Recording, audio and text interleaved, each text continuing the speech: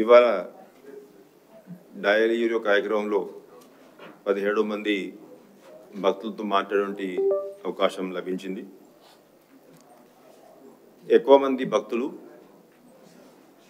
ఏదైతే వివిధ రకాలు టోకన్ సిస్టమ్స్ ఉన్నాయో, క్యూ లైన్ మేనేజ్మెంట్ సిస్టమ్స్ ఉన్నాయో, అదేవిధంగా వారి అకౌంట్ ద్వారా ఆన్లైన్ బుకింగ్ సిస్టమ్స్ ఉన్నాయో దాని మీద ఎక్కువ మంది భక్తులు సలహాలు సూచనలు ఇచ్చారు.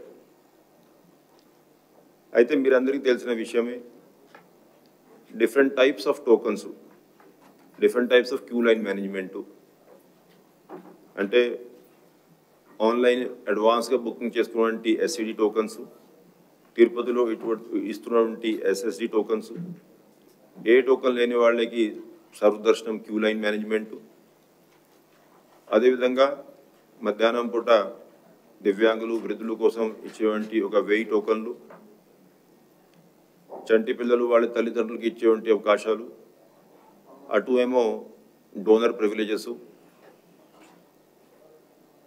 విఐపి బ్రేకు సిస్టమ్ అంతా కూడా ఇంప్లిమెంట్ చేసుకుంటానే ఎక్కువ మంది సామాన్య భక్తులకి ఏ విధంగా మేలు చేయాలనే ఉద్దేశంతో ఇవన్నీ different types of token systems ఇవన్నీ మెయింటైన్ చేసుకుంటూ అధికార యంత్రాంగము, శ్రీవారి సేవకులు, విజిలెన్స్ అండ్ సెక్యూరిటీ విభాగము వాళ్ళందరూ కూడా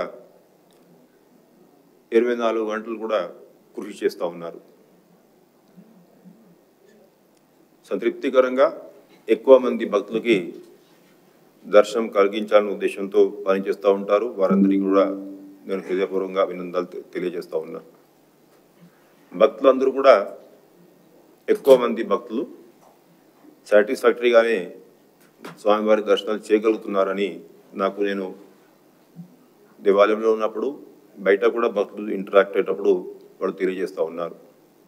అయితే ఇన్ని రకాలు క్యూ లైన్స్ టోకన్ సిస్టమ్ అంతా కూడా మెయింటైన్ చేస్తున్నప్పుడు ఒక్కొక్కసారి ఏదైతే ఇబ్బందులు ఉన్నాయి అటువంటి ఇబ్బందుల మీద వారు తన ఫీడ్బ్యాక్, సలహాలు, సూచనలు ఇస్తూ ఉన్నారు. అయితే వారు ఇచ్చేటువంటి సలహాలు, సూచనలు ఇవన్నీ కూడా మేము సీరియస్గా కన్సిడర్ చేస్తున్నాము. నిరూపించడానికి ఒక నిదర్శనం మనం చూడాలనుకుంటే, ఇప్పుడు గత నెల డయల్ యూరియోలో ఏ విధంగా అయితే వాళ్ళు ఫీడ్బ్యాక్ ఇచ్చారు అంగప్రదక్షిణ టోకన్ మీద, ఆ ఫీడ్బ్యాక్ ఆధారంగా మళ్ళీ అడిషనల్ యోగా ఆధ్వర్యంలో సర్వేలు ఇవన్నీ నిర్వహించి ఎక్కువ మంది భక్తులు అభిప్రాయ సేకరణలు చేసుకొని దాంట్లో రీఫార్మ్స్ తీసుకువచ్చి అంతకుముందు ఏదైతే సిస్టమ్ ఉండింది అదే బాగుండింది, ఈ డిప్ విధానం మార్చుకుంటే మంచిదని చెప్పి ఎక్కువ మంది భక్తులు సలహాలు సూచనలు ఇస్తే దానికి కావాల్సిన నిర్ణయాలు టీటీడీ తీసుకోవడం జరిగింది. అయితే భక్తులు ఇచ్చేటువంటి సలహాలు, సూచనలు ఆబ్వియస్లీ వారు ఏ కేటగిరీలో టికెట్స్ బుక్ చేస్తూ ఉన్నారు, ఏ సిస్టమ్ ద్వారా వారు వస్తూ ఉన్నారు, వారికి ఆ సిస్టంలో ఉన్నటువంటి ఇబ్బందులు క్లియర్గా అర్థమవుతాయి. ఆ దృష్ట్యా వారు సలహాలు, సూచనలు ఇస్తూ ఉంటారు. అయితే ఏదో ఒక టైప్ ఆఫ్ టోకన్లో రీఫార్మ్స్ తీసుకువచ్చితే మిగతా ఏదైతే సిస్టమ్ టీటీడీ నిర్వహిస్తూ ఉంది అన్ని టోకన్స్, మిగతా కేటగిరీ టోకన్స్, దానికి కావాల్సిన క్యూ లైన్ మేనేజ్మెంటు, దాని మీద ఉన్నటువంటి ఇంపాక్ట్ ఇవన్నీ కూడా మనం కన్సిడర్ చేసుకొని అన్ని అంగాల్లో, అన్ని కోణాల్లో కూడా ఆలోచించుకొని మనం నిర్ణయాలు తీసుకోవాల్సిన అవసరం ఉంటుంది. కాబట్టి అధికార యంత్రాంగం ఎప్పటికప్పుడు అన్ని స్టడీ చేసుకొని మనం ఒక నిర్ణయానికి వస్తాం. ఏ టైప్ ఆఫ్ కోటా మనం పెంచినా మిగతా క్యూ లైన్ మేనేజ్మెంట్ మీద, కోటా మీద కూడా ఇంపాక్ట్ ఉంటుంది. దానివల్ల భక్తులందరూ కూడా నేను విజ్ఞప్తి చేస్తూ ఉన్నాను. ఇందాక డయల్ యూరియోలో కూడా తెలియజేశాను. అంటే క్యూ లైన్ మూవ్మెంట్ స్మూత్గా ఉండాలి అనుకున్నప్పుడు భక్తులందరూ కూడా సహకరించాల్సిన అవసరం ఉంది. అంటే ఎక్కువ మంది భక్తులు ఎంత ఎక్కువ మనం స్వామివారి ముందు ఉండి దర్శనం చేయగలిగితే అంత బాగుంటుంది అనుకుంటారు. కాబట్టి ఒక్కోసారి క్యూ లైన్ మూవ్మెంట్లో ఇబ్బంది వచ్చి తక్కువ మందికి ఆ రోజు దర్శనాలు అయ్యి బయట ఎక్కువ మంది వెయిట్ చేసుకోవాల్సిన పరిస్థితి ఏర్పడుతుంది. కాబట్టి భక్తులు అందరూ కూడా స్మూత్గా ఈ క్యూ లైన్ మూవ్మెంట్ మీద ఫోకస్ చేసుకొని దృష్టి పెట్టి సహకరించి దర్శనం చేసుకోవాల్సిందిగా విజ్ఞప్తి చేస్తున్నాను. అయితే భక్తులందరికీ తెలియజేశాను, గత బోర్డు మీటింగ్లో కొన్ని నిర్ణయాలు తీసుకున్నాం. తిరుమలలో ఎక్కడెక్కడైతే ఈ క్యూ లైన్స్ సరిగా బయట లేకపోవడం వల్ల ఇబ్బంది పడతా ఉన్నారు, దానికోసము ఆళ్వార్ ట్యాంక్ గెస్ట్ హౌస్ నుంచి గోగర్భం డ్యామ్ సర్కిల్ వరకు permanent shelters, queue lines, steel foot over bridges, toilets ఇవన్నింటికి దాదాపు 25 కోట్ల రూపాయలు టీటీడీ బోర్డు గత బోర్డు మీటింగ్లో శాంక్షన్ చేశారు.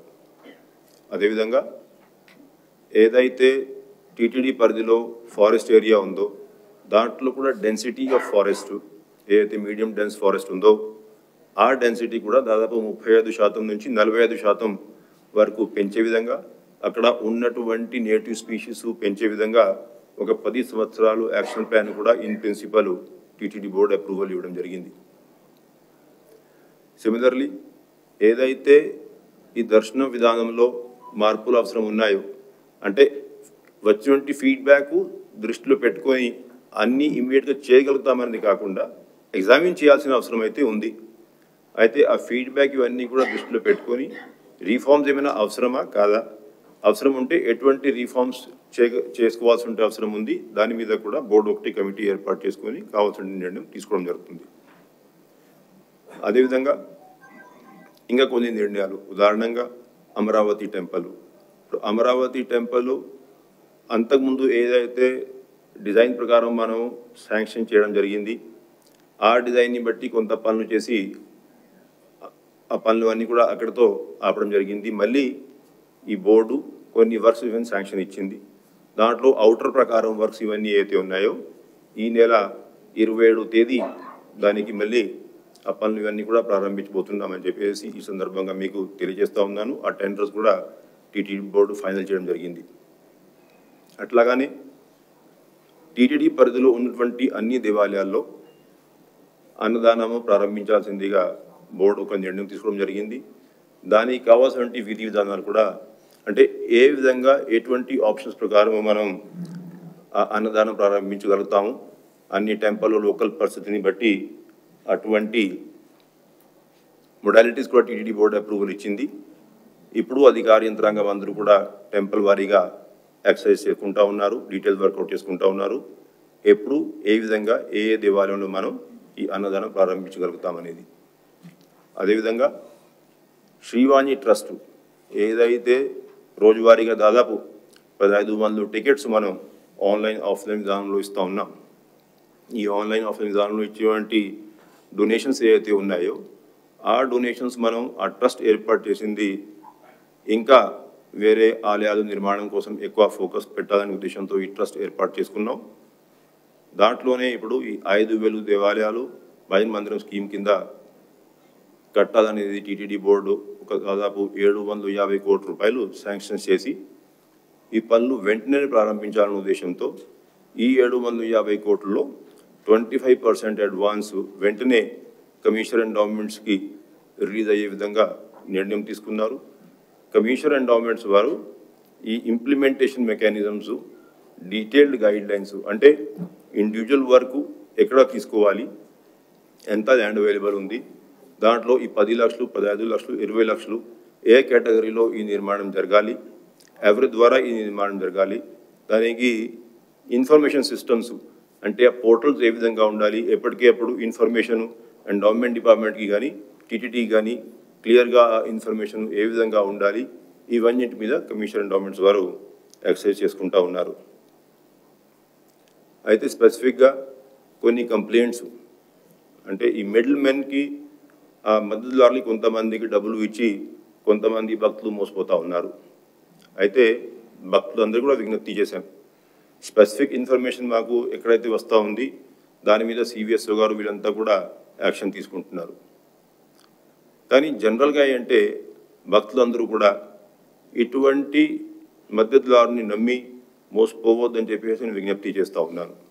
ఎందుకంటే చాలా కేటగిరీల్లో మనం ట్రాన్స్పరెంట్గా ఈ టోకన్ జారీ చేస్తూ ఉన్నాం.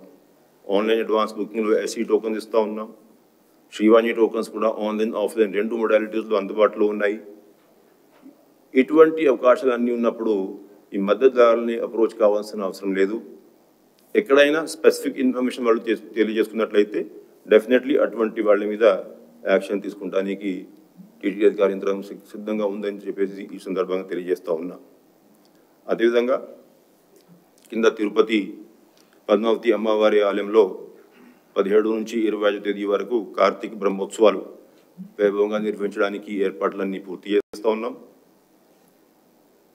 JEO Tirupati, superintendent of police వారు, అదేవిధంగా సివిఎస్ఓ వీళ్ళందరూ కూడా కావాల్సినటువంటి ఏర్పాట్లు చేయడానికి ఫీల్డ్ ఇన్స్పెక్షన్స్ నిర్వహించి ఎప్పటికప్పుడు అవసరమైన నిర్ణయాలు తీసుకుంటా ఉన్నారు. డీటెయిల్డ్ ప్లాన్ ప్రకారం మనం ముందుకు వెళ్తూ ఉన్నాం.